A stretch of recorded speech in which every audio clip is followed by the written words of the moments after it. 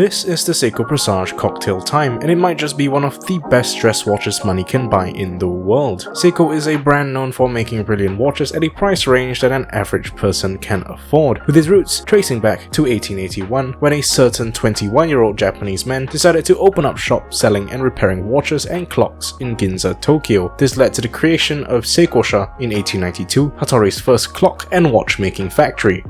Seiko has pioneered watchmaking in Japan for as long as Japanese watchmaking has existed. Having created the first Japanese wristwatch in 1913, the brand has gone on to create many major revelations in the art of horology as time went on, creating Seiko's Diashock shock-resisting device, the magic lever system, and eventually rocking the watch industry tenfold with the introduction of the Seiko Astron, the world's first mass-market quartz-actuated wristwatch. So, how does the modern-day Seiko Presage line compare? The Seiko Presage I have here is the SRPE45J1, or better known as the Mojito. The Mojito is from Seiko's Cocktail Time line of watches. Each watch in this line is inspired by a cocktail made by the skilled bartenders in the Star Bar located in Ginza, Tokyo, the district in which Seiko originated. These snazzy dress pieces feature a mixture of well-thought-out functionality combined with one of the greatest orders of dial making I have ever seen, under $1,000. The Mojito is one of three in a smaller series of the Cocktail Time line of watches, partnering up with the Negroni with a deep red dial and the old clock with a blue dial. This trio of watches feature a circular guilloche-style cut that creates a spectacular shine under light. The Mojito also has dirty gold hour markers that have a texture similar to Japanese maki-e flakes, in combination with a set of beautiful yellow gold colored hands, whilst also featuring a decently made leather strap colored to match the overall look of the watch.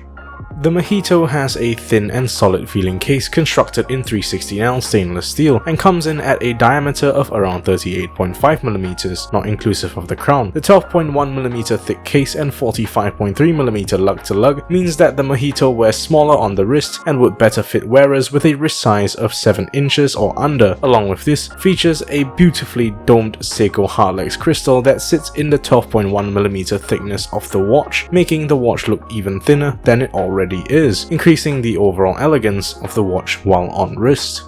The relatively large crown sitting at 3 o'clock is gently ridged on the edge. This allows more comfort when it comes to winding and setting, and when accompanied with the mirror polished case, really complements the vintage dressy styling of the Mojito. It also features an engraved Seiko S on its top.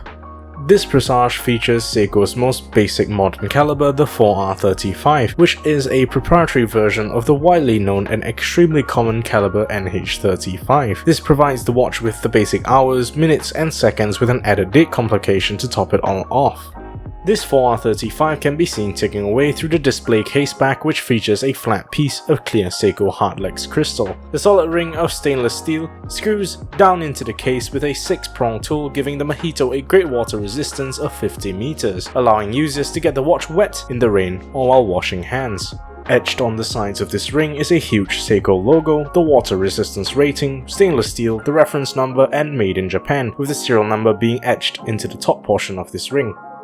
The waxed brown calf leather strap that comes with the watch has a width of 20mm and feels extremely comfortable on the wrist. The strap is soft and flexible and is able to conform to smaller wrists quite well. The addition of quick-release spring bars also make it easier for users to swap the strap out. The clasp that comes with the watch has an interesting mechanism for sizing. This mechanism helps to reduce wear on the strap holes and makes it easier for the watch to be sized. Without this pivoting section, taking the leather strap off would prove to be more difficult, and as seen on some of my other watches, will also damage the strap holes after time.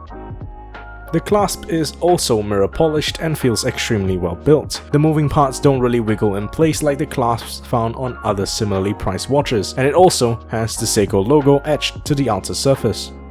The dial on the Mojito, like almost every other watch in the Cocktail Time series, is without a doubt the main attraction of the whole watch. Ever since the rise of the handmade dials that can be found in the watches of Grand Seiko, Seiko's luxury division, Seiko themselves have been trying to keep up with their own range of entry-level watches, attempting to nearly meet the same level of awe and wonder one gets when they see the dials found on a Grand Seiko, hence the release of the Presage collection in 2010.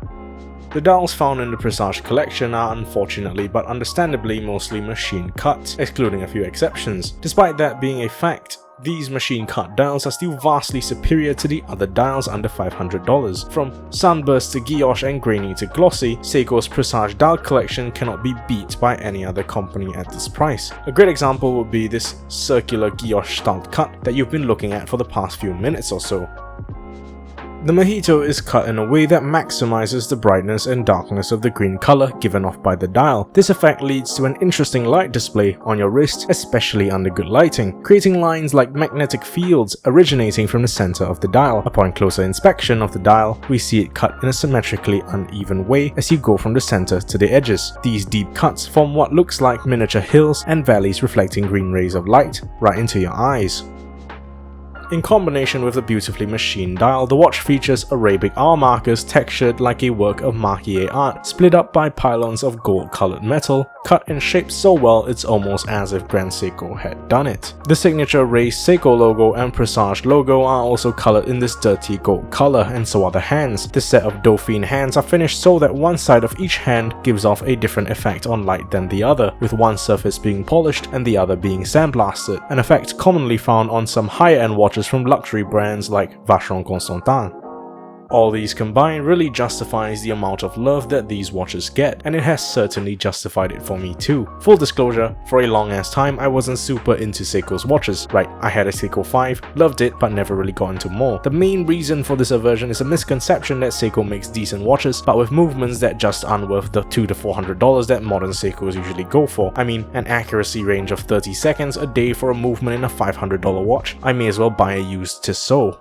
Oh, but how wrong I was. The movement that comes in most of the sub $500 range of all modern Seikos is the 4R series of movements, namely the 4R35 and 4R36, with all of their variations. These are essentially a Seiko-only version of the extremely robust and super popular caliber NH35A. These trusty movements are commonly found in a major chunk of cheaper micro-brand watches and many of the value for money watches found on AliExpress.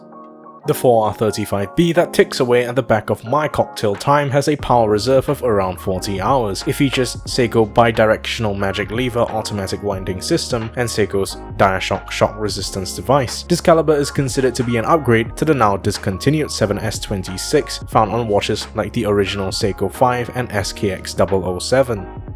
The 4R35B also features a rough accuracy of plus 45 to negative 35 seconds a day, which may seem like a huge amount, but it delights me to say that most Seikos will most likely arrive with an accuracy of under 10 seconds a day, or at least 20, with mine ticking away at an estimated accuracy of around 5 seconds a day. The movement is finished slightly better than the 7S26 in my Seiko 5, having now chamfer edges in contrast to the brushed flat top on the 7S26. The rotor also features machined gaps and a gold-colored polished insert to top it all off. This insert is printed with two Seiko logos and some movement specifications. Besides all this, the movement features hand winding and hacking, making life for modern day Seiko owners much easier than in the past with the 7S26. Winding the watch is made easy with the larger crown and with its smooth, rigid edge, and the movement gives a small bit of feedback when winding, but not too much that it requires an excess amount of force to wind fully. Setting the time and date is spectacularly easy, with the crown pulled out to the first position to set the date and the last position to set the time. The hands move at a great pace when setting and doesn't require the user to spin the crown a lot when setting the time, a small issue that cheaper or older movements sometimes have. All of this and an extra year of warranty comes in at a retail price of around $450, or even cheaper if bought second hand. If you are looking for a formal watch and you have a relatively average or small wrist size, this and the series of watches it belongs to is the one you should get. The Seiko Presage Cocktail Time is perfect for most formal situations and will give even non-watch lovers something to look at. One of the only downsides of this piece I can see is the fact that Seiko still insists on using hard legs instead of sapphire for watch crystals. It's just something that boggles my mind really, seeing how it's a talking point for every single watch person I know that hasn't owned or refuses to own any Seikos. I feel that Seiko could really get many more customers just by changing this one thing. Well, that's all I've got to say for this watch. Let me know in the comments your thoughts on the Seiko Presage and maybe even the general direction Seiko is going towards. If you've owned one of these pieces before, let me know your feelings on them as well. If you have any suggestions, drop it down in the comments too. Remember to subscribe and leave a like if you've enjoyed the video. And with all that said and done, once again, have a very nice day.